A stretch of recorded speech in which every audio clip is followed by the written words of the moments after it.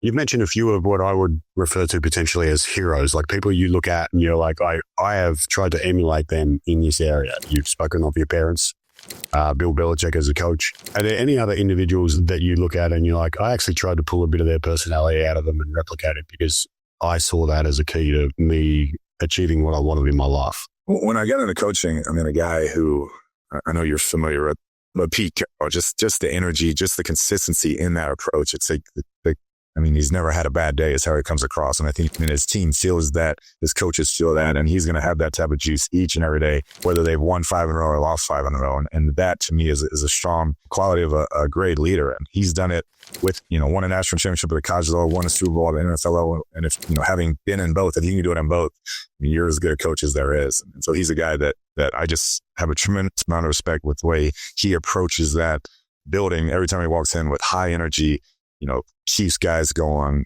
He just doesn't appear to have a bad day ever. It's kind of the same as you attacking your workouts every morning at 4 a.m., right? You're a beast. Surely there are some days you get up and you don't feel like it.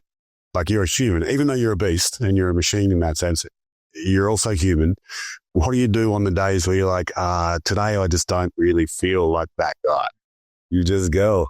Just show up. I think there's that line that it's whatever 90% of life, just showing up. You just show up and roll. And you're not always going to feel 100%. You're not always going to feel like leading or being in front of men. There's plenty of days I don't want to get in front of that team after a tough loss, after a bad practice, but you do it and you get your mind right and you find a way to make sure that you're convincing and can uplift others. And that's what leaders are asked to do. I don't know if I shared this line with you, but I definitely spoke about it with Pat a couple of times. That life or the game doesn't give a shit how you feel. Right. And it's a common, like, I feel bad or I feel tired or I'm embarrassed, whatever it is. Well, life doesn't really care. The ref doesn't care. The crowd doesn't care. The game definitely doesn't care. And action trumps emotion every time. Consistency to me is so huge because if I stand up and one day I'm up with the team and the next day you're going to tell them down, it's just that's not going to work. Consistency in your approach, win, lose, or draw.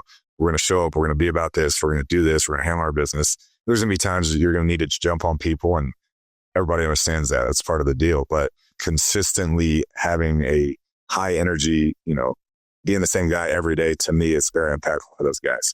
Right. And that's, again, I was about to call you out on that, but you clarified it again. Consistency in being who you are, not in necessarily what you're doing. Is that what you're saying? Because what if, like, what I'm doing is wrong? We're losing, right? Or this isn't working with that player, but being consistent to a fault is going to be a problem. Right. You got to be able to evolve and change, no doubt, and adjust. Not that, but just consistency in who you are is how you come across the players. When you stand up there, can they tell if you're up, you're down, you're the same guy every day? To me is really impactful for your team to see that you're the same guy every day, whether they've lost 3 in a row or won 3 in a row, you're bringing the same intensity, same approach to that building that day.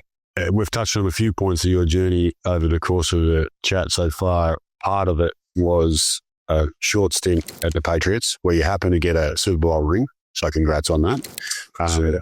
As you would say, you probably weren't as involved as you would have liked, but you still got a ring, more than 99.9% of the world. I assume that's a highlight, but what if you look back over your journey, what's another point where you're like, that was actually where I feel like that's a highlight for me that I won't forget very often, and I also potentially learned or it added and evolved who I am. Starting in high school, when you're able to play for your dad, he's your head high school coach. We're from a small town in Texas, and we had a really good senior year there, and kind of brought the community together. That was huge for us as a family. I mean, to since you could walk, you're on a football field, and to be a part of that in that town, that was really something that made me fall in love with the game. To see how it can impact so many people. Yeah, I haven't seen high school football in Texas besides Friday Night Lights. And I'm picturing that, right? And watching you. Less dramatic, not as wild things going on, but yeah, similar type pageantry and passion and things of that nature. Is there any part of that experience that you carry into an NFL building now? Like how does that change how you go about things now? I try to keep an appreciation for the game. I think you can get so close to the fire here. You forget what it means, how big the NFL is to those people in New Braunfels, Texas, or those players in Lubbock, Texas. And I feel like I bring a unique perspective because I was down and I watched how they'd come in on Monday and talk about the games and talk about the players. And when you get here, you can get in the grind. You can lose perspective on that. But from coaches to family members who worked with them in Pee Wee leagues, it means so much to those people, them being able to be in the NFL and then being able to say, I worked with that guy, or he's my cousin or my son. And I think I try to make sure I stay connected to that, because you can get in the fire and you lose a couple of games and it's so intense and there's so much pressure. You always want to keep that type of appreciation for what that means to so many people. If you were to look at your coaching, so you put a lot of juice into it. You're bringing in energy every day. You're up at 4 a.m. You're scriggling plays at midnight. Like, your life is all in on this. You are doing this with all of your heart and your spirit and your soul. You're in, right? There's a bit of a question of why. Like, what do you hope to achieve with your coaching? Is it that impact on a kid in Texas? Or is it because, clearly you want to win, you're competitive. What is it that gives you that juice on a day when you don't feel like it, but you can still go all in? To me, it's the players, in that room. I get inspired when I walk into that room, whether it was at Texas Tech or University of Houston, Texas A&M. Their stories, what they've overcome, who they are as people, and to try and help them maximize who they are, to me, gives me a great feeling of accomplishment and success and fulfillment. And they're pretty incredible when you go down the line of if you've made it to this level, what you overcome.